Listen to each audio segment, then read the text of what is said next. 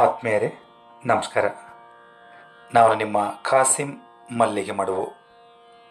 ವಾರಕ್ಕೊಂದು ಕಗ್ಗ ಈ 181ನೇ ವಾರದ ಸರಣಿಗೆ ಆತ್ಮೀಯ ಸ್ವಾಗತ. ಮೊನ್ನೆ ಗುಂಡಪ್ಪನವರು ಏನು ಹೇಳ್ತಿದ್ದಾರೆ ಬನ್ನಿ ಕೇಳೋಣ. ಇರಬಹುದು ಚಿರಕಾಲ ಬೊಮ್ಮ ಚಿಂತಿಸಿ ದುಡಿದು ನಿರಬೆಸಿಹ, ವಿಶ್ವಚಿತ್ರವ ಮರ್ತೆನರನು ಅರಿತೆನಾನೆನ್ನುವಂತಾಗೆ, ಕೃತಿ ಕೌಶಲದ ಹಿರಿಮೆಗದು ಕೊಂದಲ್ತೆ ಮಂಕುತಿಮ್ಮ. ಇರಬಹುದು ಚಿರಕಾಲ ಬೊಮ್ಮ ಚಿಂತಿಸಿ ದುಡಿದು ನಿರಬೆಸಿಹ, ವಿಶ್ವಚಿತ್ರವ ಮರ್ತೆನರನು ಅರಿತೆ ನಾನು ಎನ್ನುವ ಅಂತಾಗೆ, ಕೃತಿ ಕೌಶಲದ ಹಿರಿಮೆಗೆ ಅದು ಕೊಂದಲ್ತೆ ಮಂಕುತಿಮ್ಮ. ಬೊಮ್ಮ ಅಂದರೆ ಪರಬ್ರಹ್ಮ ಪರಮಾತ್ಮ, ನಿರವಿಸಿಹ ಅಂದರೆ ನಿರ್ಮಿಸಿರುವ, ವಿಶ್ವಚಿತ್ರ ಅಂದರೆ ಈ ಜಗತ್ತಿನ ಚಿತ್ರ, ಮರ್ತೆನರನು ಅಂದರೆ ಮರಣವನ್ನು ಹೊಂದುವ ಮನುಷ್ಯನು, ಅರಿತೆ ನಾನೆನ್ನುವಂತಾಗೆ ಅಂದರೆ ನಾನು ಅರಿತಿದ್ದೇನೆ ಎನ್ನುವಂತಾದರೆ, ಕೃತಿ ಕೌಶಲದ ಅಂದರೆ ಕುಶಲತೆಯಿಂದ ಮಾಡಿದ ಈ ಕೃತಿಯ, ಇಲ್ಲಿ ಕೃತಿ ಎನ್ನುವಂಥ ಪದಕ್ಕೆ ಜಗತ್ತು ಅನ್ನೋ ಅರ್ಥ ಬರ್ತದೆ. ಹಿರಿಮೆ ಅಂದರೆ ಹೆಗ್ಗಳಿಕೆ, ಕೊಂದಲ್ತೆ ಅಂದರೆ ಕೊಂದಲ್ಲವೇ. ಸುದೀರ್ಘ ಕಾಲ ಯೋಚನೆ ಮಾಡಿ ತುಂಬಾನೇ ಕಷ್ಟಪಟ್ಟು ಆ ಭಗವಂತ ಈ ಅತ್ಯದ್ಭುತವಾದ ವಿಸ್ಮಯವಾದ ಜಗತ್ತನ್ನ ಸೃಷ್ಟಿ ಮಾಡಿದ್ದಾನೆ.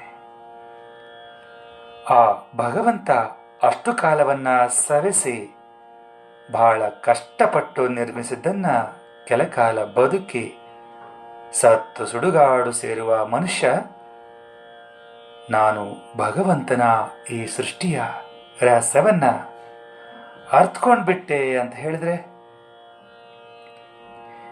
ಇಷ್ಟೆಲ್ಲ ಕಷ್ಟಪಟ್ಟು ಕಟ್ಟಿದ ತನ್ನ ಹೆಚ್ಚುಗಾರಿಕೆಗೆ, ತನ್ನ ಶ್ರಮಕ್ಕೆ, ತನ್ನ ಕುಶಲತೆಗೆ ಎಲ್ಲೋ ಒಂದು ಕಡೆ ಕೊಂದು ಅಥವಾ ಕಳಂಕ ಉಂಟಾಗ್ತದೆ ಅಲ್ವೇ.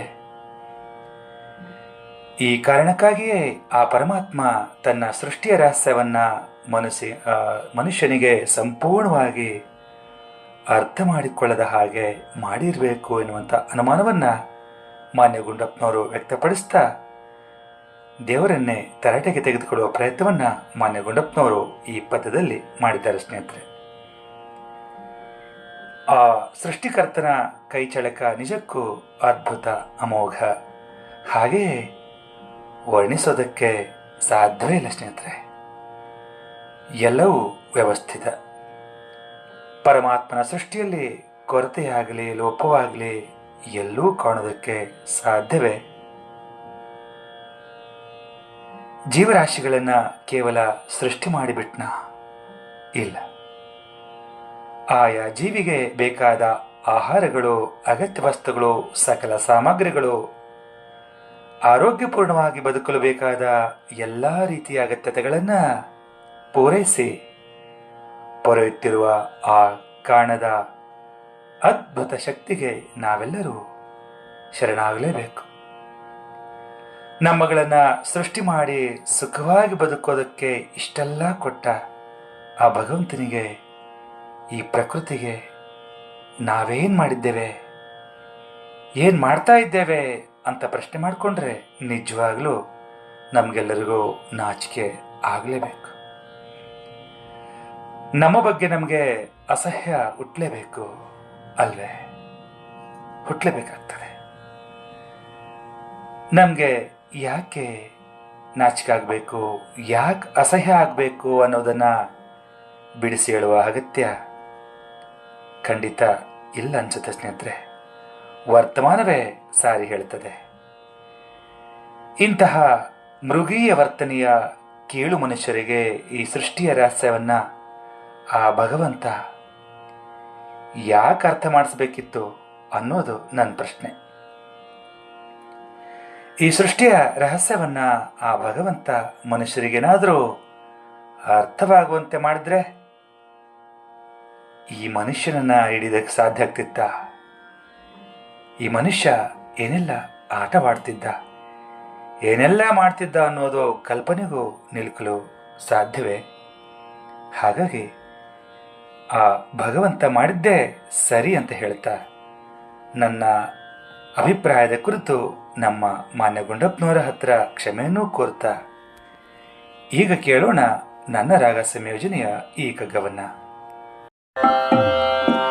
ಇರಬಹುದು ಚಿರಕಾಲ ಬೊಮ್ಮ ಚಿಂತಿಸಿ ತುಡಿದು ನಿರವಿಸಿಹ ವಿಶ್ವಚಿತ್ರವ. ಇರಬಹುದು ಚಿರಕಾಲ ಬೊಮ್ಮ ಚಿಂತಿಸಿ ದುಡಿದು ನಿರವಿಸಿಹ ವಿಶ್ವಚಿತ್ರವ. ಮರ್ತ್ಯನರನು ಹರಿತೆ ನಾನು ಎನ್ನುವಂತಾಗೆ. ಮರ್ತ್ಯನರನು ಅರಿತೆನು ನಾನು ಎನ್ನುವಂತಾಗೆ. ಕೃತಿ ಕೌಶಲದ ಹಿರಿಮೆಗದು ಕುಂದಲ್ತೆ.